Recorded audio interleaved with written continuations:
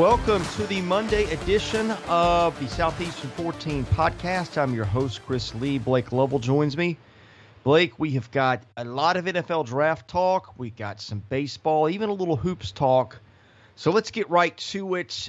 The SEC basically dominates the NFL draft again for the umpteenth straight year. What stood out to you? Yeah, I think that's it. It's just, the guys we talked about on Friday, they, went pretty quickly. I think when you look at, guys like Elijah Moore and, Christian Barmore, they went off the board very quickly. I think kind of what we expected. When you look at Moore went to the Jets, I think we actually mentioned that as probably a potential spot for him. And he did, goes, to the Jets with the second pick of the second round. And then Barmore goes to the Patriots. No surprise there. When we talk about the Patriots and kind of what they've done, that they love Alabama guys. We know that, and they've got a quarterback. Now they've got a guy on defense as well, and adding Barmore. And, some of the other guys, Tyson Campbell went to the Jags, thought that was a good pick for them right off the bat in the second round.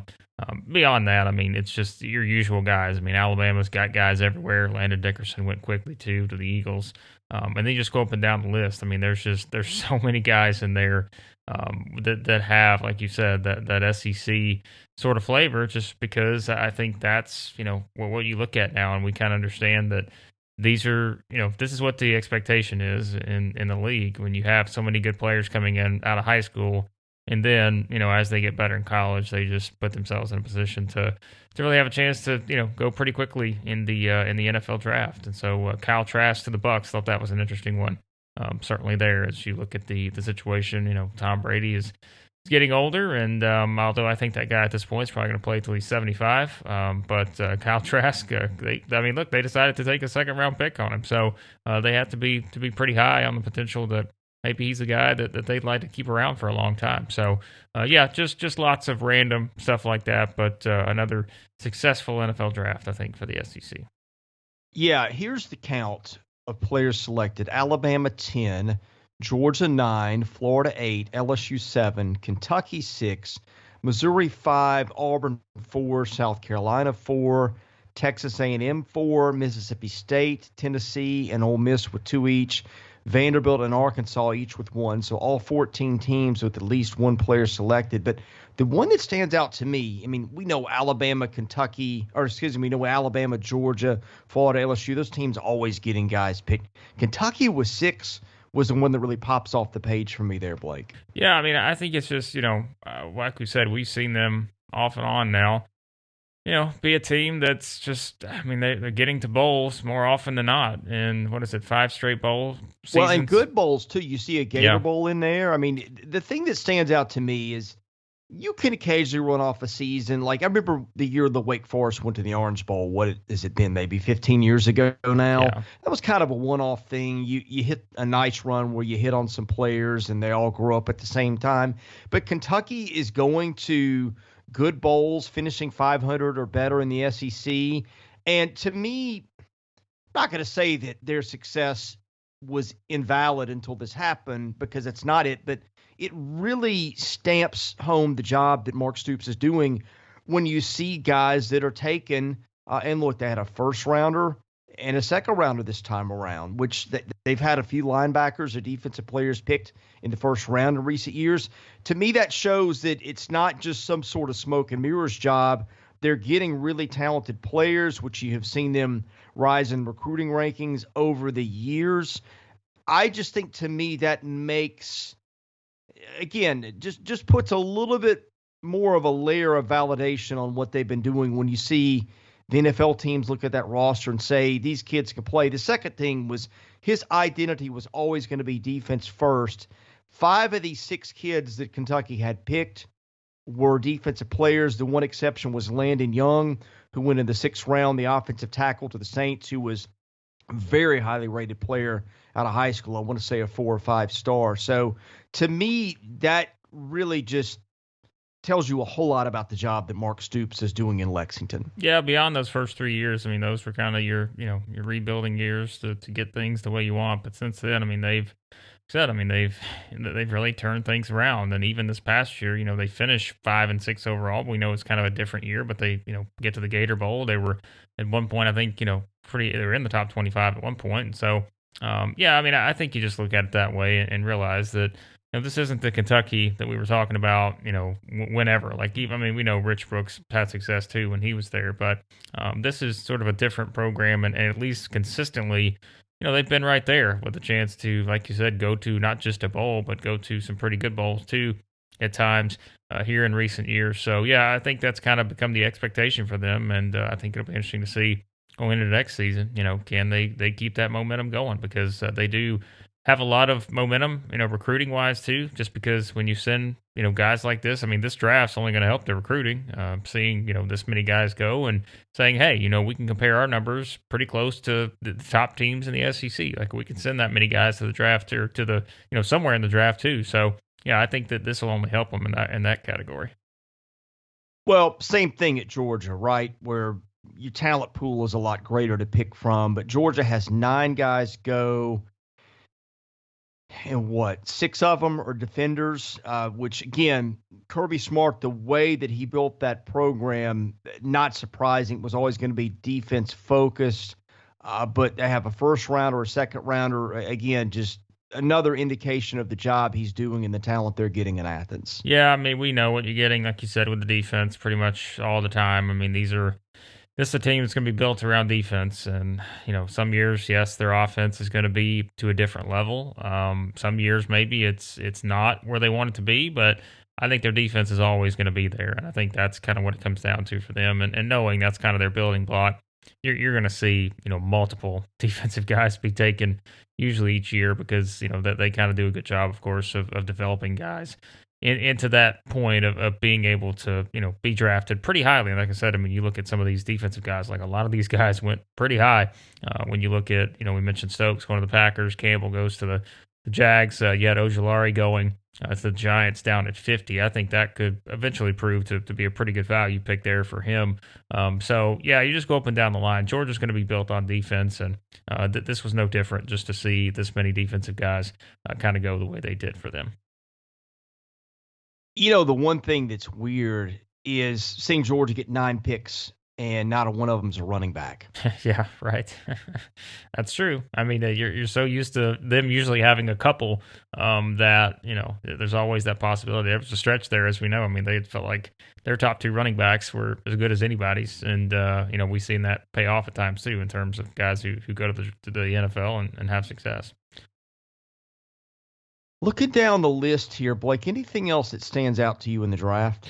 I mean, I think it's always hard. I mean, we've mostly talked about the first and second round picks. Like, I think it's always hard to evaluate, some of the picks beyond that. I mean, Kellen Mond to the Vikings, I think that's pretty interesting. They grabbed him early in the 3rd round. I mean, that's one that I think is a little bit fascinating because, he's someone that, I mean, I'm very curious to kind of see what he does in the NFL. I think that's one that I would kind of look at him and really maybe that's a storyline you follow, knowing kind of what the season is there. I mean, Kirk Cousins is the quarterback, but I think just with, the style that he played in college and maybe some of the things that they could do with the Vikings and just seeing if he's able to, kind of hold on there and have a chance to, potentially maybe be someone that is a regular starting quarterback in the NFL. And will it be with the Vikings? Will it be with someone else? I think just, that quarterback, you're always going to be intrigued by looking at, where some of these quarterbacks go. Beyond that, like you said, I mean, I think it's just, you see some of these guys go in the rest of the rounds and you just you see if they're able to kind of find the right fit, because that's what it's all about. I mean, when you get drafted, it's finding the right fit, the right team. And as we've seen so many times, I mean, even some of the guys who go undrafted, they find the best fit and they can jump right in and be an impact player even without getting drafted. So it's always hard, I think, to kind of project those players probably in the later rounds. I mean, even in the earlier rounds too. But I think that's the thing is just you really never know, and it's really all about scheme and how you fit into kind of the team system and how they want to play. So. LSU had 3 receivers picked, which makes for 4 in 2 years, a first rounder and a second rounder. So that's one of those things that I should say weird to see. LSU's always had these big physical receivers, don't always translate to NFL production, historically. I mean, Dwayne Bowe would be one who would be an exception, but LSU always has these athletes, but now you're starting to see them go to the league at that position and really produce. Florida has a kicker picked in the 5th round. That stands out. You don't often see a kicker go in the top 5 rounds, but Evan McPherson went to the Bengals with the 5th pick of that one. Yeah, that's like you said, you don't often see it, but the Bengals, I think they're a team that, trying to think of what the Bengals kicking situation was last year. I know they had Randy Bullock, but I can't remember. There's so many moves in the offseason when it comes to the NFL. I don't know if he's even still there or not. I'd have to look it up. No, it looks like he's with Alliance now. So, so maybe that was a situation where, the Bengals needed some help in that category. There you go. Add a kicker in the 5th round. So that's always good. You brought up LSU's receivers too. I wanted to point out that Terrace Marshall went to, I think he was the 59th pick, so late in the 2nd round. He went to the Panthers, and I thought that was kind of fun, knowing that, Joe Brady's there and kind of that system. And I think that's a guy you talk about fit. Already having, some sort of familiarity with a guy like Joe Brady and what they want to do offensively for the Panthers. I think that's what we talk about when we say finding the right fit. Like that feels like a great fit for him, falling there to the number 59 overall with the Panthers. Yeah, as a Titans fan, I was kind of hoping that's where they'd go in round 2. I don't know that he went that far off projection, at least not what with NFL.com has got projected. But I thought he was a real difference maker for them last year when I watched him play. Yeah, I mean, like you said, it's another big guy that you can probably slide into any role you want to receiving wise. And I think that, again, having him being able to go to a place where you've got sort of an innovative mind there offensively, and not just with Brady, but I mean with Matt Rule also, like he's an offensive-minded head coach. That's just, that's what we say, like that's the difference. If you're picked 59th, if you're picked, 19th, the difference is it's all about, fit. And even if you're picked lower, like if you have the right, fit and you can find the right system, you may have a better chance than the guy that's picked 19th or 18th or whatever. So I think that's what you always look at is how do guys like this, I think especially sometimes when you look at these offensive guys, and you have to really look at the system that these teams play. And as we've seen, I mean, it's all started to evolve more into, the more type of offense we're seeing and the quarterbacks. And we know kind of where the NFL's headed. But I think for someone like Marshall, like this feels like a really good spot. And I think that he has a chance to really succeed there in Carolina. The Trey Smith story was pretty interesting, because Trey Smith was the top prospect in the country, 3 or 4 years ago by some. He gets picked 42nd in the 6th round. I didn't know they went 42 picks deep in the 6th round anymore, but I guess all the comp picks, that's what happens. And he was a kid, I think, who tweeted out after day 2, something like never forget, was not happy with where he was. Interestingly, he is projected as a guard after being a tackle at Tennessee. So that was kind of one of the more interesting storylines in terms of the traction it got later in the draft. Yeah, and I mean, I think it goes back to what we said. If you can't succeed with the Chiefs in that type of scenario, I think that's if you're him and you're gonna feel like that, you dropped to this point and you shouldn't have been taken this far down. I feel like you have every chance in the world now to prove it with, the best offensive team in the NFL. So I think that's, again, you kind of look at how everything sort of shakes out. And I think if you're someone like him, falling to a team like that is not the worst thing, even though, you may feel like that you should have been here or there. But I mean, he'll have every opportunity to have a chance, and knowing just kind of, the Chiefs and what you're surrounded by, I think that, he'll have his opportunity. There's no doubt about that. Well, I hope it works out for that guy. He has had a tough career. I think he lost his mom, and he's had a blood clot. I mean, from what I hear, I know people in Jackson, where he is from, that say he is just a terrific kid, and that's the kind that you really root for. Yep, that's the thing, is all these guys, I mean, just taken in the draft period, or guys who get a chance to have the opportunity to play in the NFL, and whether that is, going the route of being drafted or undrafted or just finding your way onto a team. Like, it's just, I mean, this is something that not every guy's going to get an opportunity to do. Like, not every player is going to get this chance. And so I think it is. Yeah, like you said, it's easy to root for guys like that. And no matter where you go in the draft, it's still a situation where, you're going to have your opportunity. And I think these kind of guys like this, sometimes that have that motivation, that extra chip on their shoulder, that they can really find a way to, find that success early on and have a chance to really stick, with some of these teams. So. Ready to wrap up the draft and move on to baseball? Yep. Interesting weekend. Arkansas now emerges as the number one team. The Hogs blow at LSU a couple of games and then lose a one-run game.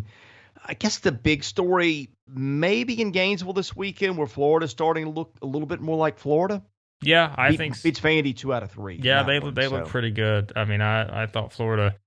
It's the Jack Leiter thing. I think that's a storyline that, people will be talking about just based on, I think if you're Vanderbilt, and you've talked about it many times, I think beyond, if you can, you know what you're facing with Rocker, but if you can get beyond that, and I mean, you kind of know what you're getting with Leiter, but like you said, that necessarily hasn't been there in recent weeks, but beyond that, like, it's one of those where I think you saw Florida take advantage of some of the things we talked about with Vanderbilt. And I think, I thought they looked pretty good. I mean, getting a chance to watch, I think watch 2 of those 3. I thought they looked really good. And I think for Vanderbilt, I don't know what you take away from it for them, other than, I guess, just kind of looking at it and seeing that as an opportunity that they had that sort of slipped away. But yet, I don't think you can take anything away from Florida either. I just thought Florida really did, like you said, that they sort of looked like the Florida that we expected to see the entire season. So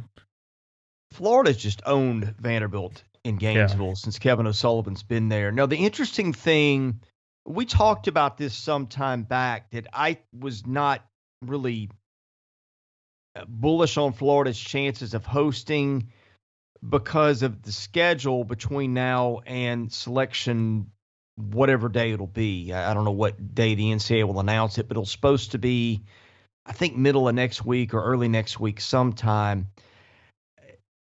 Florida's RPI, even after taking 2 or 3 from Vandy, only 29. Now, a lot of discussion this weekend about the RPI. I've heard Aaron Fitt and Kendall Rogers over at D1 have said throw it out this year because of the weird schedules. You've got some teams like Fairfield. Oh, by the way, Fairfield finally lost a game and dropped all the way down to 5 in the RPI. Some conferences, and I guess the ACC would be another one with an expanded conference slate and maybe not as many out-of-conference games. So with just the weirdness of the schedule, Aaron made the point that you throw RPI out this year. Now, I don't know that I go that far. And in the SEC's case, most of those schools played something resembling a normal schedule. But Florida, to me, it'll be interesting to see how the committee handles that. Now, I think now that they are going to have, they're going to announce 20 hosting spots. And they're going to narrow that to 5 later. So maybe if it's 20, Florida's got a shot to get in there because I think, everybody knows they were the preseason number 1 team. Maybe that plays to their benefit a little bit. Maybe the NCAA can kind of internally justify that, saying here's a team that's getting close, and we know the kind of team that everybody thought they'd have before the season. But that's got to be a little disheartening if you're the Gators. You take 2 or 3 from a top 5 RPI team, and you only move up, 3 spots. I think there were 32 coming to the weekend and 29 coming out of it. Yeah, and I guess they finished with Kentucky, Georgia, and Arkansas, and I think, Kentucky and Arkansas are on the road. So, I mean, obviously you'll have your chances against Arkansas. You don't imagine Arkansas is going to be much further, even if they were to, hit a stretch here over the next week or so. But they're going to be right there when you play them starting on, I guess that's a couple weeks from now. But so I guess that's an interesting aspect of it too, in terms of they're probably going to have a chance to win at least two of these final three series here, even though, maybe a little difficult having to go on the road for two of them. But I think they haven't been great on the road this year. We talked about that. So that's something else, I guess, to look at in terms of how they're able to improve or just really how they finish. Because I think that's a pretty nice momentum boost for them to finish that Vanderbilt series the way they did. Yeah, they are 5-7 on the road, and if you go back to 2019, they weren't very good on the road then. So this has been a little bit of a theme for a while with Florida. Although 2019 team just not a real, I guess, not really indicative of the kind of program Florida has. That team was down that year, barely made the NCAA tournament. So maybe that's unfair to drop that squad in there as part of a sample size, especially in the midst of just the weirdness of college baseball the last few years. But I mean, Florida, I think it'll be interesting. I suspect if Florida sweeps Kentucky on the road, it probably gets in because at that point you're 16-8 in the SEC, and I just don't see the committee not awarding a host probably, depending on what the RPI is. Kentucky's 45, so you pick up some points, you get the double boost from being on the road there. 2 or 3. That leaves them at 15-9. I think they've got a good shot. 1 and 3, I don't know, 14 and 10 at that point, with a schedule that, frankly, you look back. Okay, they took 2 or 3 against Vanderbilt. They took 2 or 3 against Ole Miss, but they got swept by South Carolina. They've also played A&M and Auburn. They played Missouri. So I don't know if there's enough wins in that for Kentucky, barring a series win at Florida this weekend, or at Kentucky this weekend, excuse me. Yeah, like you said, I think it's just you kind of look at the rest of the way. And I mean, I guess even for, a team like Georgia, I mean, they didn't exactly have probably the kind of weekend they wanted. So that doesn't help, knowing you still play them too. And maybe if they had swept Auburn, it'd be a little bit different. But so I think, for Florida, like we said, I mean, knowing the Kentucky series, really, I mean, every series the rest of the way is kind of a big one just based on what you're trying to accomplish.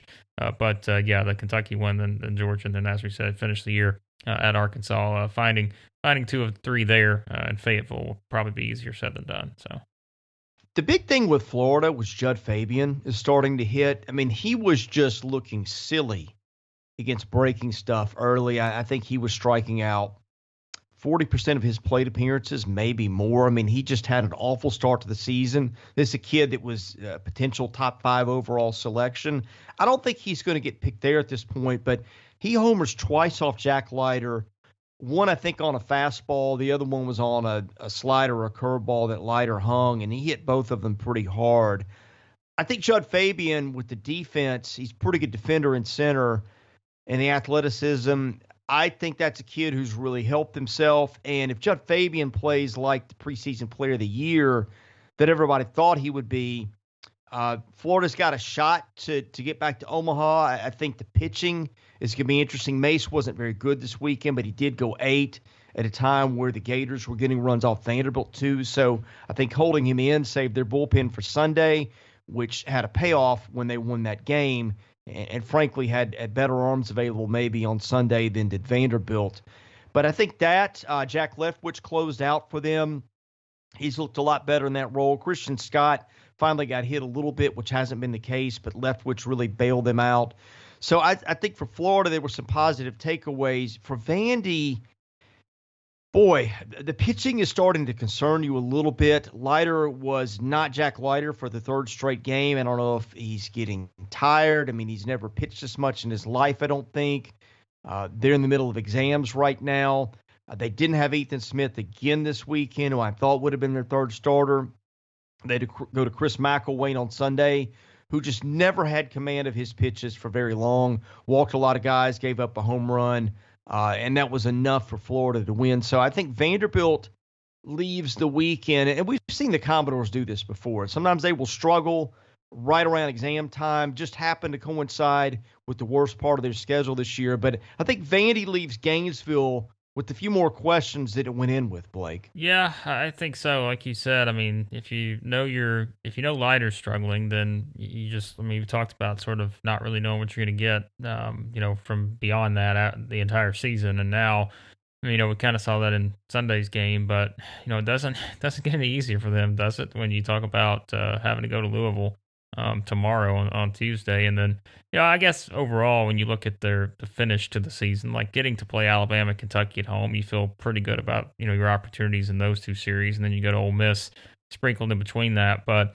yeah, I think I kind of look at it, and this is a team that I think going into the season, and you talked about it, like it was a team that you could find some of those potential weaknesses. You could say, okay, these could be the things that you look at with them and kind of wonder a little bit about, can they solve some of these issues? And I think now with the lighter issue popping up, just what we've seen in the past, 3 weeks now, I think that sort of adds another wrinkle in there that maybe you really weren't expecting overall. And now just kind of seeing how they finish the season, knowing they have a pretty favorable schedule for the most part. But I'm very curious to kind of see what things look like here for them here moving forward.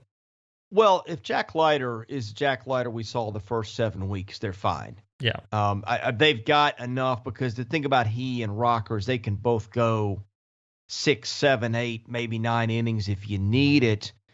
And they've got enough arms left over in that bullpen where they'll be okay on Sundays. But if he can't get out of the 3rd or 4th inning or something like that, and they can't get Ethan Smith back and in shape soon, then all of a sudden you're left with a bunch of guys that, okay, Chris McIlvain's been good at times, and but wasn't good in his first start. Maybe he's just not suited to coming out of the rotation to start and better out of the bullpen. You saw Patrick Riley pitch well out of the pen, but not really good as a starter the last couple of weekends. So, maybe in some combinations they piece it together. But I think the key is him, because I think if he is the lighter they've gotten, they'll be fine. They'll get to Omaha. But if not, it gets a little shakier for them. So we'll see. Boy, Tennessee. How'd you like to pitch against the Vols right now? 47 runs in their last 4 SEC games, Blake. Not bad. Not bad at all. So, yeah, they are just – I think, we've obviously talked about it throughout the season, but it's just like they can reel off runs so quickly. It's just I don't even know what you say. Like some of these games, you're just like – some of these games aren't even close, because they put runs together in such a I don't know. It's just like they can do whatever they want at times. It's like once you see them get rolling, you just know, like, okay, they scored a couple runs. Well, it's probably going to turn into 6 or 7, like quickly. And that's just kind of, you feel like the team that they are. So yeah, they're really good. There's no doubt about it. I'm already looking forward to, them hosting Arkansas. We talked about the crowd, with the Vanderbilt series and all that. But I think if, you assume both of these two teams win their series this upcoming weekend, and then go into that one here, in less than 2 weeks. Boy, that should be a fun atmosphere, I think, there in Knoxville, starting on May 14th with that series against Arkansas. They've just got so much power right now. Yeah. They've hit 61 home runs, and I know the ballpark helps, but you've seen Evan Russell just tear it up in the SEC. He's got 12 homers overall. Jordan Beck, who we haven't talked about much lately, has got 9. Jake Rucker really starting to hit for them. He's got 7 now. Liam Spence is not a home run guy, but he's a .528 on base guy, which, that's the most valuable stat in baseball for hitters. It's getting on base, because I don't know, people look at batting average and RBIs, and he's .384, which is great. People will look at the 2 home runs and 24 RBIs, and they'll overlook the rest. But when you get on base 53% of the time, goodness gracious, if your whole lineup got on base that much, then, they're still hitting from that Sunday game at this point. So yeah, that's why he's been so valuable to them, that they walk a ton. They don't strike out as much as a lot of these teams do. I just see the Vols, and like Arkansas, they're not Arkansas's lineup. I think Arkansas is the best one. But I think what gets underrated sometimes is you look at the stars and the top of the order guys, but when you get guys in your lineup at 6, 7, 8, 9 who were tough to pitch to, which I think is the case for both those teams, that's the kind of lineup I don't want to face. It's especially the lineup I don't want to face in postseason when your pitching starts to run thin on a Sunday regional play, I just think they're a nightmare matchup right now. Yeah, probably lineup I don't want to face either if I'm Missouri, because that's the series this upcoming weekend, and we've talked about Missouri's struggles, not only to score runs, but to give up runs. And if you want to potentially see Tennessee put together another string of those, what we talked about, doing 15 runs in 3 innings and 14 in the next 4, I think it was. They was 29 runs in 7, and then you just look at what they did this past weekend against Kentucky. It does not seem to be a great setup there for Missouri heading into this upcoming weekend. Yeah, Arkansas right now is your top team in the league. I don't think there's a lot of question about it. May not in there, but again, I look down that lineup, the on-base percentages for those guys, they're all over 350 of all their regulars. Several of them are over 500. They've got 76 home runs. They got 4 guys in double-digit home runs now, Blake. Not bad. Not bad.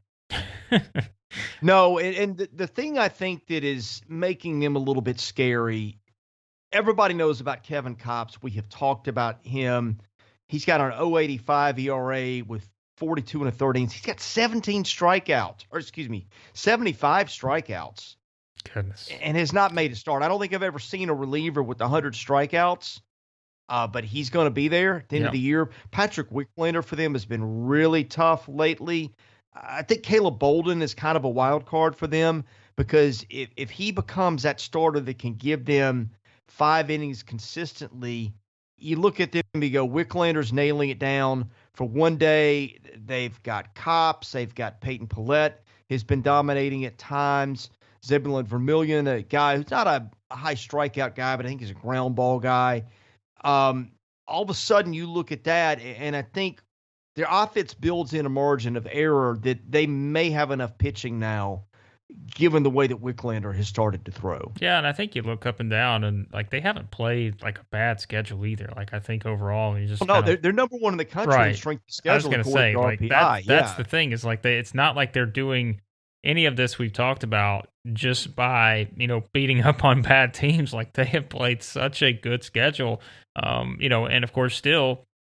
Their final 3 series, they've got Georgia, Tennessee, and Florida. So I think it's just, that's to me is the impressive part. It's you have a team that's doing some of this and looking as good as they have, knowing that they have beaten a lot of really good teams. And I think, if you're looking ahead and you're trying to say, okay, well, can they turn this into, the ultimate prize? Absolutely. Just based on knowing who all they've played to this point and how successful they've been in doing so. And you talked about, just having the dominant aspects, whether it's their hitting, whether it's, Kopps or all the other stuff. It's just they excel in so many different areas. And I think for a team like this, to see what they've done against the schedule to this point and knowing that they've still got an opportunity to add even more to it, let's say they do go to Knoxville and win that series against Tennessee. And then, they've still got Florida, like we said. So, yeah, I mean, it's been really impressive what they've done.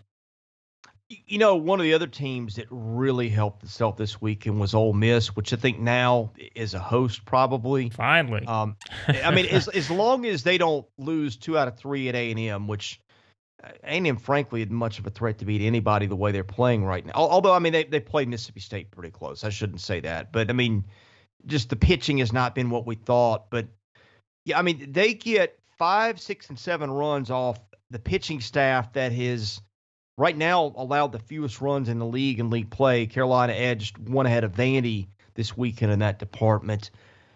But, yeah, I mean, they're 9 in the RPI now. Elko hits. I don't know what his long-term contribution is going to be to them, how healthy he's going to be.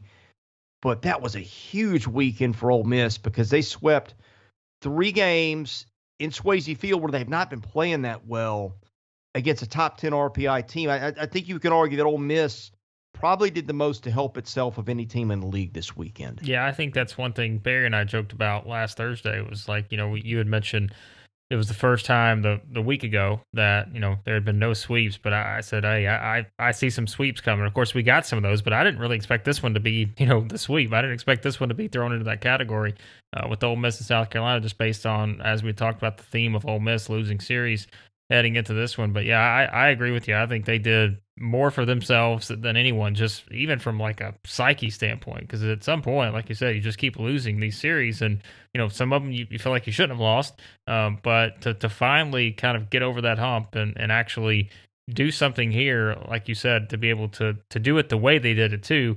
I thought it was a very, very good weekend for Ole Miss, and as you said, they've got a pretty favorable series coming up here this weekend against Texas A&M too. So yeah, I thought just from a confidence standpoint to finally win a series, but not just to win it, to get a sweep against a top 15 team, that's a really good setup there for Ole Miss, a team that had been struggling to find a way to win some of those series. So. All right, I've been saying for like a month now, Auburn is more unlucky than it is bad. and if you say it enough times, eventually you're going to be right. You willed it into reality, is what you did. I didn't think it was going to happen in Foley Field against a Georgia team that I think is a little underrated, but it did, and Auburn finally. And here's the thing that I think made it interesting was they lose a heartbreaker for the umpteenth time on Friday night, and you're thinking at some point their spirits are just going to get crushed. Yeah. But they hang around and win game 2 and game 3. And now I think, frankly, Auburn is in the driver's seat. I know they're in a 3-way tie with Missouri and A&M, but I think they're in the driver's seat for that last spot to get into Hoover. Although LSU, is only 2 games ahead, so Auburn could potentially even be the 11 team. But I think that team, to me, I've been saying even when they were 2-13. I thought that was a team that was going to make Hoover anyway, and now it's starting to look like they've got a really good shot. Yeah, I mean, that was, like I said, that was surprising to see how they played and to get 2 of those wins, at Georgia. I think it was, like you said, at some point the law averages just have to move into your favor, and we saw that certainly, with those last 2 games of that series. And yeah, I mean, you think about it, I mean, really, LSU, A&M, Missouri, like those are your final 3 series, and I mean, there's a lot of opportunity there. So if you were going to find, have that point where you start to turn it around, or at least have some sort of confidence for the first time, in a while, at least, like you said, just from playing so many games that you feel like you had an opportunity to win, but, just kind of the way that some of those games had played out, you can even go all the way back to the ones against Arkansas, and, there have been many others throughout the season. But yeah, I mean, if you're going to like have that point where you turn a corner, this is not a bad time to do it, just in terms of finally, going to Georgia, winning a series no one probably thought you were going to win, and now get a pretty favorable schedule the rest of the way. So maybe it does give them a little opportunity to build off of that. Whereas, if you're all of a sudden having to come back and play Arkansas or someone like that this upcoming weekend, then it's probably a little bit different. But I think just the way the schedule sets up for them, kind of nice there to win this series against Georgia. And now feel pretty good about your chances against some of these other teams that have been, pretty inconsistent for the most part too. Well, pretty favorable would be an understatement, because you've got 10 SEC teams with 10 wins or more. Then you've got LSU at 7-14, and again, those 3 teams: Auburn, A&M, and Missouri at 5-16.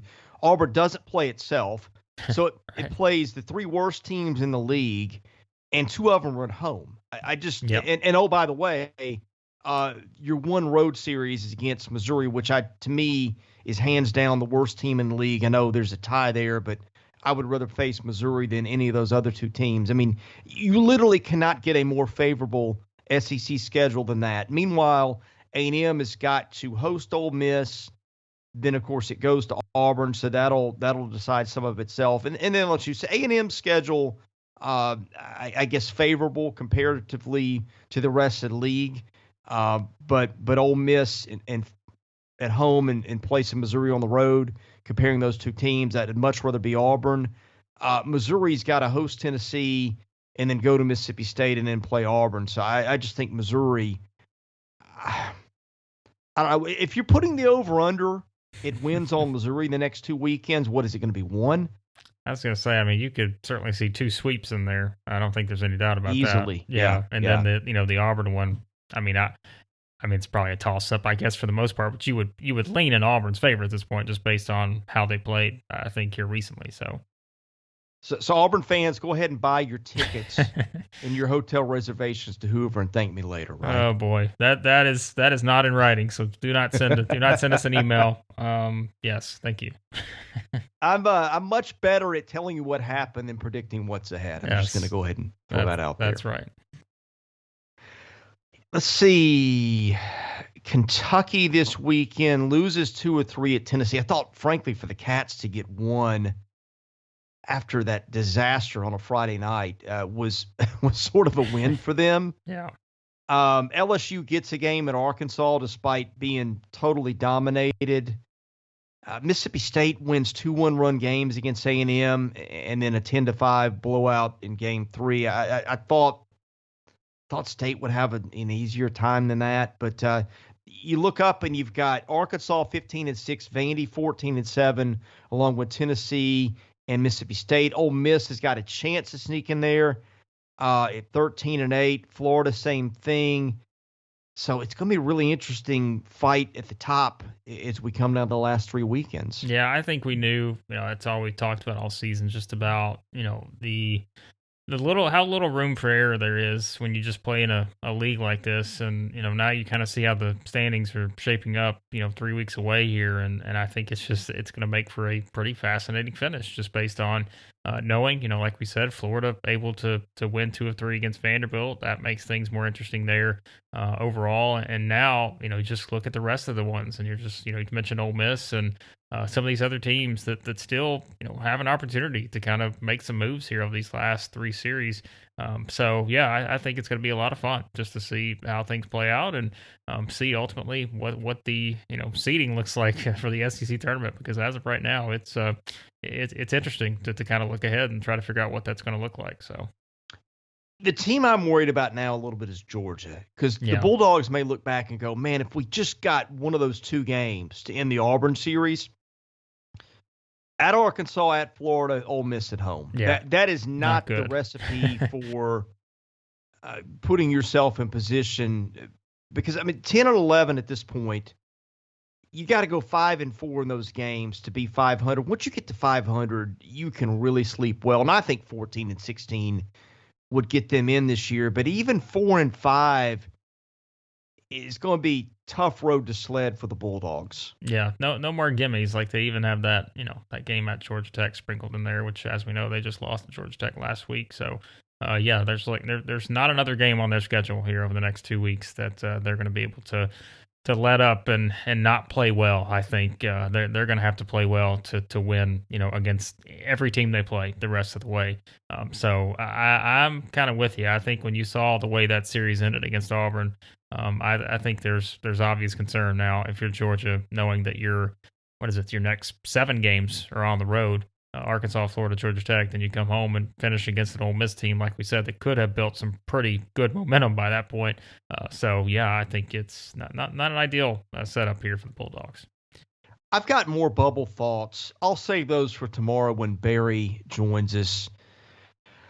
Let's talk hoops for just a minute. LSU gets a high-impact transfer that I think can really help them next year, Blake, for basketball. Yeah, I think that overall you look at it, and we had talked about having, the situation where they bring in Xavier Pinson from Missouri. They already had Seneca Knight there. And now you add Adam Miller from Illinois, who's a guy as a freshman who played 26 minutes a game, a regular, featured part of that rotation on a number 1 seeded team that a lot of people thought had a chance to win the national championship. It's a significant addition. There's no doubt about it, I think, when you look at it from LSU standpoint, because we said it with LSU, like you know what they're losing. Like they're losing the guys that really, put that program on their back and had a chance to, make that a team that, as we said, was really hard to ignore just based on their overall talent. But now, you look at it overall and you're thinking, well, they've got the transfers coming in. And they add someone like Miller to the mix. That gives them another guard to work with. What they have recruiting wise, like they've got some pretty good recruits coming in. I think they've got 2 top 100 recruits coming in. And, you've already added Eason from Cincinnati, a big guy like power forward that can come in and kind of give you some things at that position. So like a lot of teams in the SEC, LSU's just kind of revamped the roster, knowing that, this is their quickest path to success, is to be able to just basically flip the majority of their roster, because they're losing 4 guys to the NBA. You've had, I think, they had guys transfer. I don't know how many they've had transfer, but that's the thing. That is the theme of the SEC, is you're going to see a lot of rosters that look completely different, because you just have all these spots that have to be filled, and you just have all these opportunities in the transfer portal. It's never been easier to go in and grab a kid out of the transfer portal. And so, LSU's one of the many, like Alabama, like Arkansas, like Auburn, go up and down the line. Mississippi State, they're having success in the transfer portal, and I think by adding Miller, just gives them another guard to work with, and what is a guard-oriented type system there. Any parting thoughts before we end the show today? Nope. Southeastern14.com. All our stuff's over there. I know you guys have got, all your takeaways from the weekend series in baseball. And, we'll obviously have lots more stuff here, football stuff, as we're into May now. The season will be here before you know it. And so, check out everything we got over there. Yeah, the weekend takeaways will be coming up shortly this morning. We'll have power rankings later this week for all the teams, for hitters, for pitchers, all that fun stuff we do that people love. But anyway, we appreciate you listening to the Southeastern 14 podcast. He's Blake Lovell. I'm Chris Lee. We will see you again Tuesday with another episode of the 14.